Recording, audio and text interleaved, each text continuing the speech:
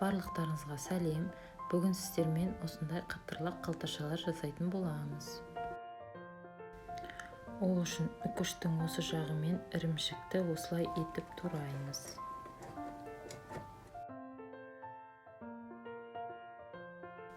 Одан кейін шұжықты осылай кішкентай төртбұрышты қылдырып тураймыз.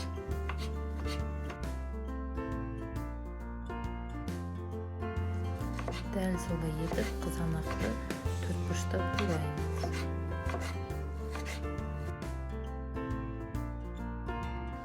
Барлығын бір ыдысқа салып, үстіне майонез қосып араластырамыз.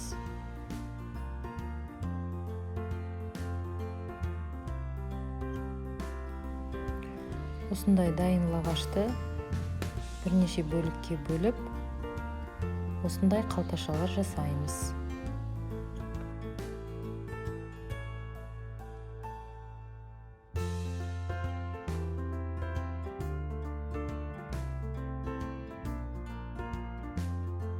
Қалташаларды жасап болғаннан кейін табағының түбіне кішігірім май құйып, осылай екі жағын қуырамыз.